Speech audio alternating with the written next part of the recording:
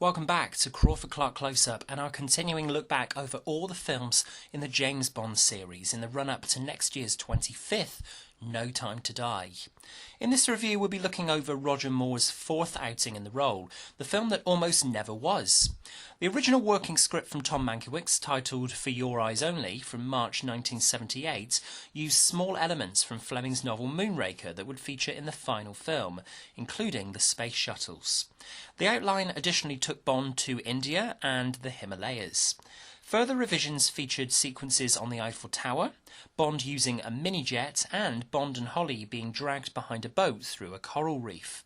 All ideas that would appear in future Bond films. His screenplay of May the 8th bore a note indicating that all space shuttles with the name Enterprise should read Moonraker, and the title of the film was formally changed from For Your Eyes Only to Moonraker on May the 11th, following the enormous success of Star Wars and Close Encounters. Pre-production on Bond 11 actually commenced on July the 15th, 1977, while Spy was getting its release, with Spy's director Lewis Gilbert moving straight on to his third and final contribution to the series. With Moore the only certain actor in place for the film, Cubby Broccoli focused his attention on the plot of Fleming's third novel. The notion of a rocket destroying London is considered too piddly by Bond movie standards. The villain's name Drax, therefore, is the only ingredient kept from Fleming's superior novel, and everything else is dialed up to 100. According to current Bond producer Michael G. Wilson, the concept was to make an extravagant film, bigger and better. However, Cubby's edict was that even Bond deals with science fact, not fiction. He wanted to ensure that Moonraker was grounded in reality. Spy screenwriter Christopher Wood returned to pen the final shooting script, which was delivered on May the 19th, 1978, along with the agreed production budget, a then staggering $28,498,724, making it by far the most expensive film in the series to date. The film was also made at studios in France due to taxation laws that were changing in Britain. The production would take over all of the local stages. The original idea was to coincide the film's release with the launch of the Space Shuttle from NASA in 1979. The crew began scouting locations and travelled to Brazil and the Iguazu Falls, which inspired an action sequence in the second act of the film. Moonraker marks the second time in the series that Bond is present at a carnival, this time in Rio. Director Lewis Gilbert actually shot the real Rio Carnival a year before work began on the film to gain inspiration for the mock-up carnival they would create for Moonraker. The plan was to shoot for 22 weeks, 6 weeks in Paris, 3 in Venice, a further 10 weeks in Paris and 3 weeks in Brazil, with production due to complete in January 1979. The first day on Moonraker was Friday, August 11th, 1978, at Epinay Studios in Paris, on the Great Chamber set, where Bond is almost drowned by Drax's pet python. Producers have to quickly adjust to French filming, beginning at 11 a.m. and shooting right through continuously without any breaks until 7 p.m. Studio de Boulogne, across town, housed Ken Adams' set for the control room of the Moonraker launches, and a third studio, Billancourt, is used for further scenes, including Bond in the test simulator. Lewis Gilbert and Cubby began casting the key roles for the film in Paris. Gilbert had previously shot 3 films in Paris before working on Moonraker, and so he employed a lot of the crew he had previously worked with. Michael Lonsdale, a French actor with great command of the English language, was cast as Hugo Drax. Lois Chiles was cast as Bond girl Holly Goodhead through a chance encounter with Gilbert on a plane, and remarks that she enjoys being able to say she had one of the more obscene Bond girl names in the series.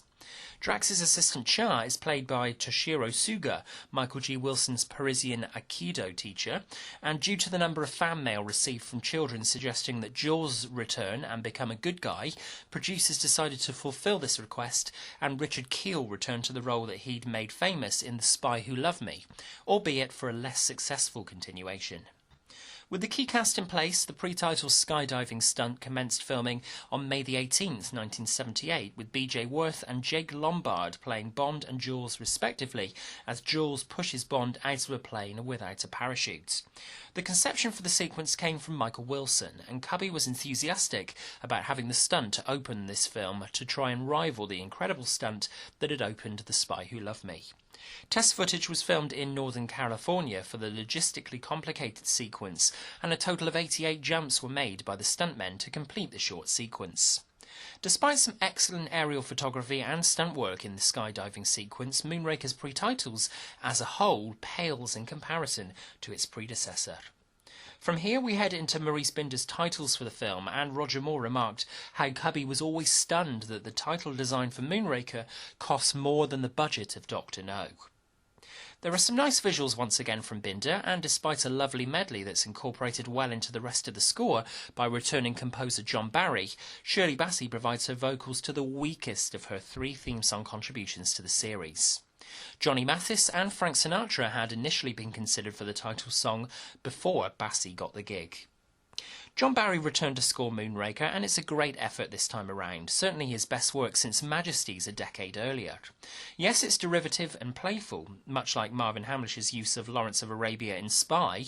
Barry plays with the mighty Magnificent Seven theme as Bond rides horseback to M and Moneypenny, as well as the central notes of the Close Encounters theme. Barry's alternative 007 theme is also used once again, absent since Diamonds Are Forever, for the boat chase at the falls, and it works particularly well. Barry's best work for the film, however, is his melodic pieces for the space sequences for the finale, some of his most impressive work on the series. It's easy to see how difficult it is for the casual viewer to tell Spy and Moonraker apart, as thematically they're one and the same film, down to M and Moneypenny inquiring where Bond is in the pre-titles, before cutting to Bond in the arms of a deadly woman before a big stunt set piece, and 2 larger-than-life villains bent on changing the face of human civilization. Moore is, as ever, consistent as Bond in his 4th outing and seems to be perfectly comfortable in the tux, even if the plot is the most outlandish to date. M and Moneypenny are once again out on location, and on a bittersweet note, this would mark Bernard Lee's 11th consecutive and final performance as crusty MI6 Superior M, as the actor was becoming very ill and would sadly pass away before he could commence work on For Your Eyes Only. Lee set the benchmark for the pivotal role of Bond Senior and left an enormous mark on the series. The villains have always been an integral cog in the Bond machine, and Moonraker delivers one of the strongest in Michael Lonsdale's loquacious yet sadistic villain. He's a far cry from the Drax in Fleming's novel, but he provides a worthy match for 007.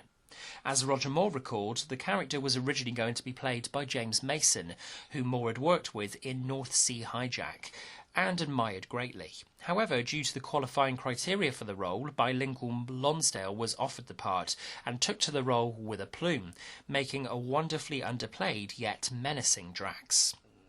In a contrast to the normal lengthy wait between Bond and the villain meeting, Bond meets Drax within the first 15 minutes of the film and almost immediately surmises that Drax isn't a man to be messed with. Toshiro Suga is a menacing presence as Char, none more so than when he orchestrates the harm that comes to Bond in the centrifuge scene. The joy he gets at putting Bond through his paces in this sequence is great to watch. It's Richard Keel's Jaws who gets the brush off this time around, though. Whether the character was genuinely chilling and intimidating in Spy, here he is played almost entirely for laughs in the second half of the film. Partnering him up and even converting him over to the good side and giving the silent menace a line of dialogue was not the best decision. The filmmakers did a complete 180 on the character, and it's such a waste of potential after Keel's great work on Spy. That being said, the scene where Jaws in large clown suit advances on a clearly terrified Manuela down an alleyway at the carnival is genuinely chilling. Lois Chiles makes a solid Bond girl in the picture, more famous perhaps for her character name, Holly Goodhead. Charles herself would joke around in interviews explaining that her character is a doctor with a good head on her shoulders. What else could the name possibly imply? After Pussy Galore, you couldn't be surprised at the name of a Bond girl. Corinne Clary is another beautiful actress playing Drax's ill-fated assistant Corinne Dufour. Emily Bolton is a stunner as Bond's contact in Rio, Manuela, and even Jules gets a girlfriend in the form of Blanche Ravaillaic's charming Dolly. You also have all of the female members of Drax's super race, so there really is an abundance of women in the film. The main problem with Moonraker is the imbalance in tone. The first half of the film contains a number of very tense, highly engaging scenes. Moore's Bond is rarely seen in peril, but he really is in the centrifuge sequence, and it's a clear highlight of the film, as is Bond scoping out Drax's estate. Corinne going to the dogs is one of the most chilling sequences in the whole series, beautifully shot and wonderfully composed by John Barry. Bond then makes a return to Venice for the first time since From Russia with Love, and things take a definite downturn in quality. The gondola chase on the canals and across St Mark's Square is the point where the film becomes a pastiche, and even moments following this, the falls, the cable car sequence, the events in space, Bond versus Drax's Python, all more extravagant than the next, all seem to start out well before overstaying their welcome and becoming ludicrous, and getting capped off by stupid one-liners. Even Moore recalled his frustration with the gondola sequence in the film's commentary, explaining that it took 6 takes with 6 different mock-ups of Bond's suit to get the sequence in the can, as Moore kept tipping the gondola into the Grand Canal on every take, much to the amusement of the onlooking crowds. If only screenwriter Christopher Wood had had his way to film a motorbike chase around Venice, instead of the filmmakers relying on another pedestrian boat chase. Ultimately, there were some strange decisions made on Moonraker. Moore even appears to have a double when taking pictures of the contents of Drax's safe. Look closely, it's clearly not Moore in this sequence. Bizarre. There is also far too much in-your-face product placement on display here, from 7-Up to Seiko watches and Marlboro cigarettes.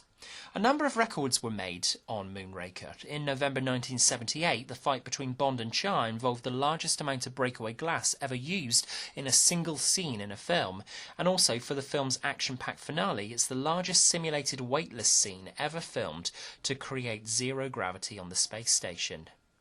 As a member of the crew explained, however, the most expensive thing in the world is Ken Adam with a blank piece of paper and a charcoal pencil. Ken Adam convinced the French crew to work overtime and over weekends on the space station set for the film, and the crew was so impressed by what had been created for the movie. Moore believed that Ken Adam, who served as production designer on the series up to Moonraker, was one of the key contributors to the success of the series, and it's easy to concur. The knighthood Ken Adam received later in life was well deserved, and he certainly set the bar high for future designer Peter Lamont to take over. One of the film's biggest challenges was getting the special effects shots right for space. In total, there are more than 200 special effects shots used in Moonraker, and it was down to Derek Meddings and his talented crew to perfect these ready for the film's release. Having originally approached Industrial Light and Magic, who were responsible for the visual effects in Star Wars, with ILM wanting 2% of the profit for their services, Cubby Broccoli made sure that the crew created their own visual effects instead. The effects were created at Pinewood over a period of 10 months, beginning in August 1978. The sequences created include the model work required for the cable car crash and the boat going over the waterfall, both of which were filmed after principal photography was completed, so that the miniature work would match existing footage. However, the visual effects team was primarily concerned with creating the space sequences. This unit wrapped just over a month before Moonraker's premiere on May the 14th, 1979. These groundbreaking effects in Moonraker earned Meddings and his team an Academy Award nomination. Moore completed his scenes on the film on February 22nd, and the production wrapped on February 26th, 4 weeks over schedule.